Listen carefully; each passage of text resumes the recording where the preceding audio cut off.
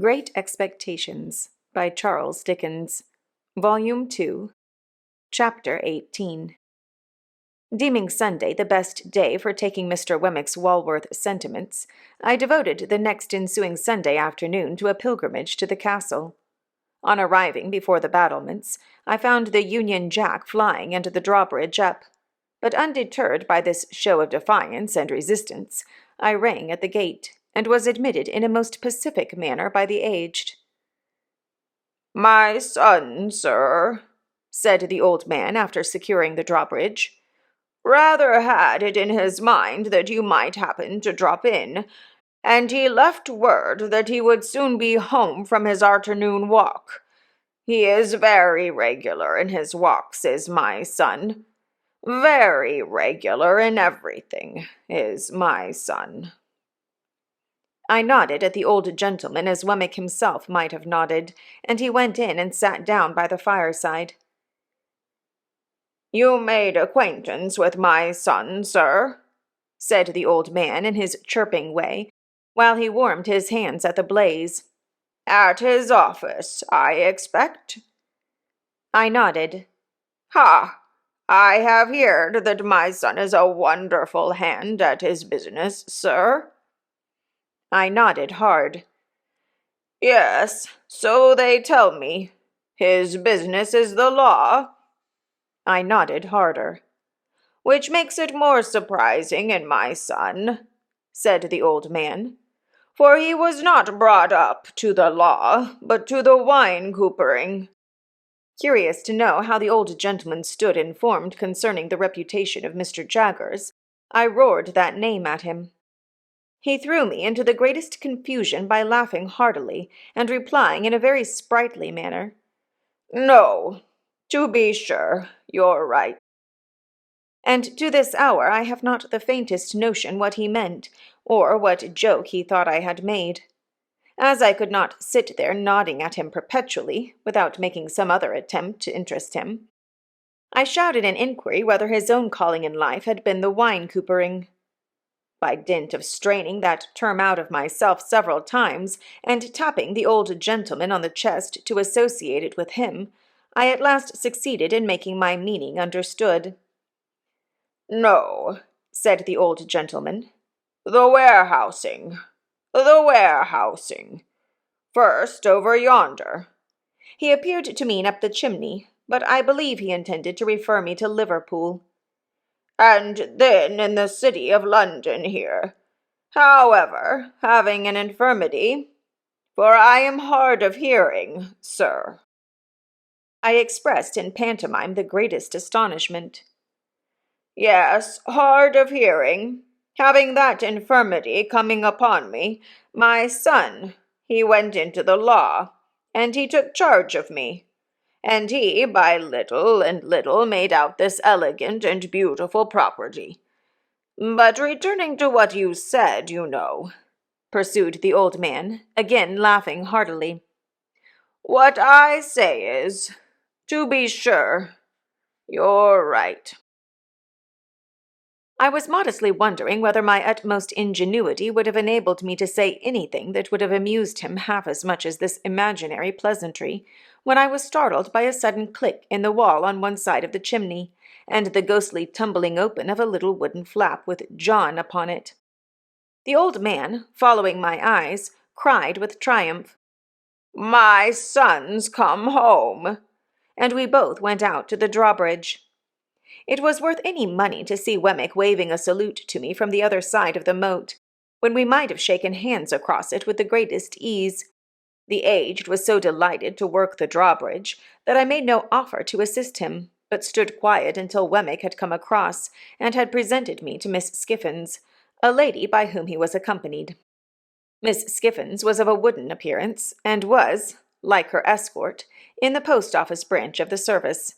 She might have been some 2 or 3 years younger than Wemmick, and I judged her to stand possessed of portable property.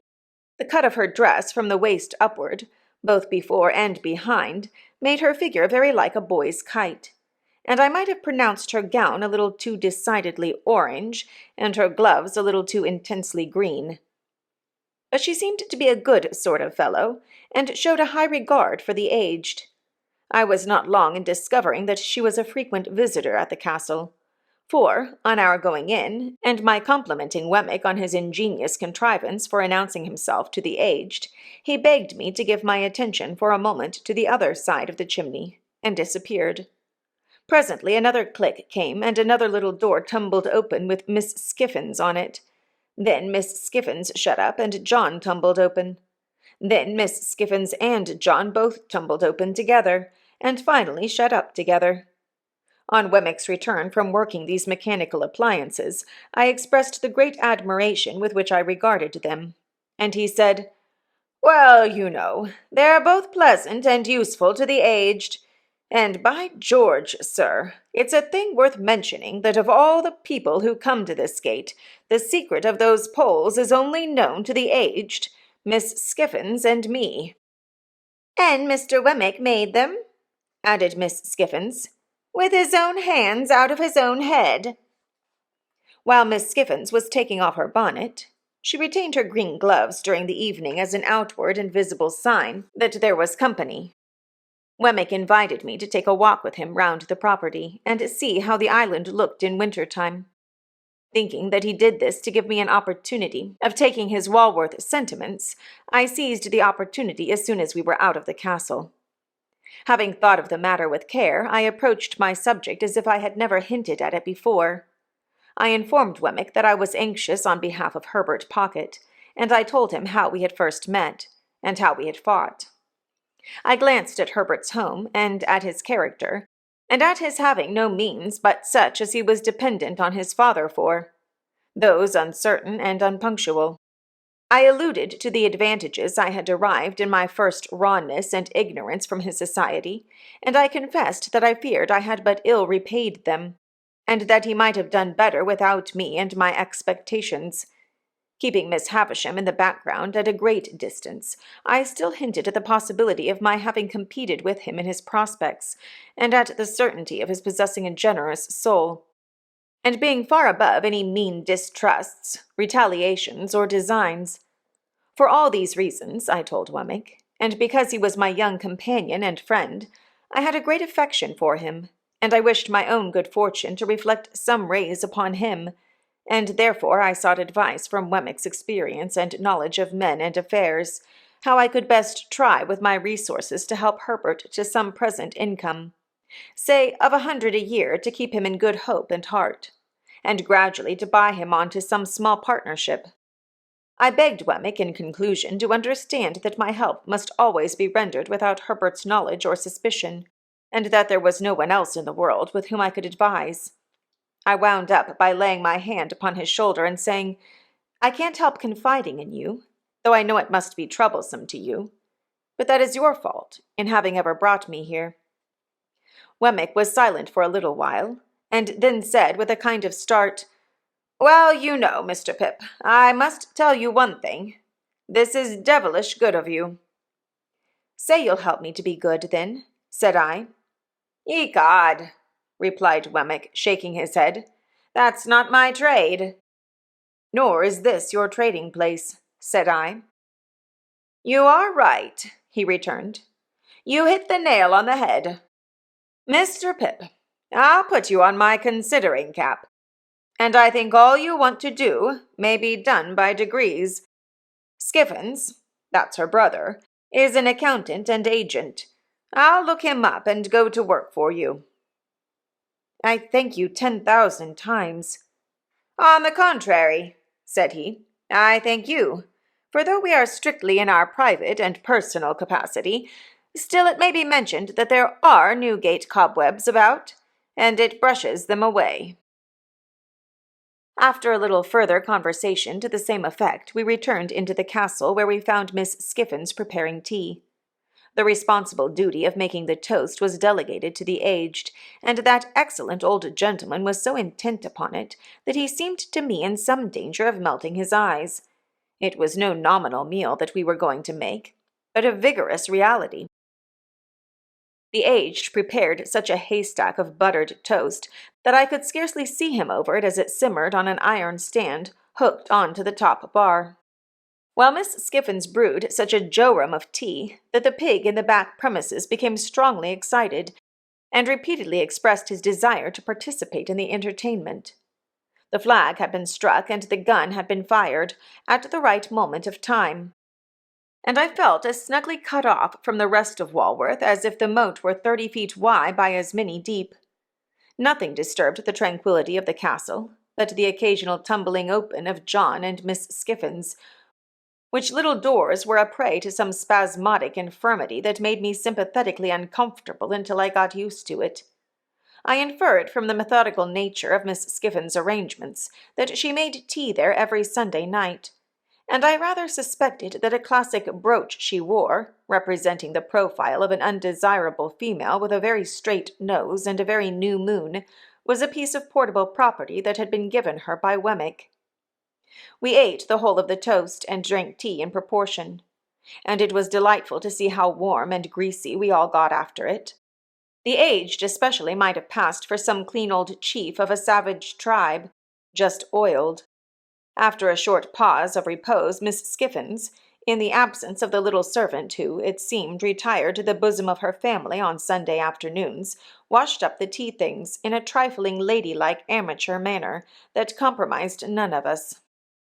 Then she put on her gloves again, and we drew round the fire, and Wemmick said, "Now, aged parent, tip us the paper." Wemmick explained to me, while the aged got his spectacles out, that this was according to custom, and that it gave the old gentleman infinite satisfaction to read the news aloud. "I won't offer an apology," said Wemmick, "for he isn't capable of many pleasures. Are you, aged P?" "All right, John, all right," returned the old man, seeing himself spoken to. "Only tip him a nod every now and then when he looks off his paper," said Wemmick, "and he'll be as happy as a king. We are all attention, aged one." "All right, John, all right," returned the cheerful old man, so busy and so pleased that it really was quite charming. The aged's reading reminded me of the classes at Mr. Wopsle's great-aunt's, with the pleasanter peculiarity that it seemed to come through a keyhole. As he wanted the candles close to him, and as he was always on the verge of putting either his head or the newspaper into them, he required as much watching as a power-mill. But Wemmick was equally untiring and gentle in his vigilance, and the aged read on, quite unconscious of his many rescues. Whenever he looked at us, we all expressed the greatest interest and amazement, and nodded until he resumed again. As Wemmick and Miss Skiffins sat side by side, and as I sat in a shadowy corner, I observed a slow and gradual elongation of Mr. Wemmick's mouth, powerfully suggestive of his slowly and gradually stealing his arm round Miss Skiffins' waist. In course of time I saw his hand appear on the other side of Miss Skiffins, but at that moment Miss Skiffins neatly stopped him with the green glove, unwound his arm again as if it were an article of dress, and with the greatest deliberation laid it on the table before her. Miss Skiffins' composure while she did this was one of the most remarkable sights I have ever seen, and if I could have thought the act consistent with abstraction of mind, I should have deemed that Miss Skiffins performed it mechanically. By and by I noticed Wemmick's arm beginning to disappear again, and gradually fading out of view. Shortly afterwards, his mouth began to widen again. After an interval of suspense on my part that was quite enthralling and almost painful, I saw his hand appear on the other side of Miss Skiffins. Instantly Miss Skiffins stopped it with the neatness of a placid boxer, took off that girdle or cestus as before, and laid it on the table. Taking the table to represent the path of virtue, I am justified in stating that during the whole time of the aged's reading, Wemmick's arm was straying from the path of virtue and being recalled to it by Miss Skiffins. At last the aged read himself into a light slumber. This was the time for Wemmick to produce a little kettle, a tray of glasses, and a black bottle with a porcelain-topped cork, representing some clerical dignitary of a rubicund and social aspect. With the aid of these appliances, we all had something warm to drink, including the aged, who was soon awake again. Miss Skiffins mixed, and I observed that she and Wemmick drank out of one glass. Of course I knew better than to offer to see Miss Skiffins home, and under the circumstances, I thought I had best go first, which I did, taking a cordial leave of the aged, and having passed a pleasant evening. Before a week was out, I received a note from Wemmick, dated Walworth, stating that he hoped he had made some advance in that matter appertaining to our private and personal capacities, and that he would be glad if I could come and see him again upon it. So I went out to Walworth again, and yet again, and yet again, and I saw him by appointment in the city several times, but never held any communication with him on the subject in or near Little Britain. The upshot was that we found a worthy young merchant or shipping broker, not long established in his business, who wanted intelligent help, and who wanted capital, and who in due course of time and receipt would want a partner. Between him and me, secret articles were signed of which Herbert was the subject, and I paid him half of my £500 down, and engaged for sundry other payments, some to fall due at certain dates out of my income, some contingent on my coming into my property. Miss Skiffins' brother conducted the negotiation. Wemmick pervaded it throughout, but never appeared in it. The whole business was so cleverly managed that Herbert had not the least suspicion of my hand being in it. I never shall forget the radiant face with which he came home one afternoon and told me, as a mighty piece of news, of his having fallen in with one Clarriker, the young merchant's name, and of Clarriker's having shown an extraordinary inclination towards him, and of his belief that the opening had come at last. Day by day, as his hopes grew stronger and his face brighter, he must have thought me a more and more affectionate friend, for I had the greatest difficulty in restraining my tears of triumph when I saw him so happy. At length, the thing being done, and he having that day entered Clarriker's house, and he having talked to me for a whole evening in a flush of pleasure and success, I did really cry in good earnest when I went to bed, to think that my expectations had done some good to somebody. A great event in my life, the turning point of my life, now opens on my view. But before I proceed to narrate it, and before I pass on to all the changes it involved, I must give one chapter to Estella. It is not much to give to the theme that so long filled my heart.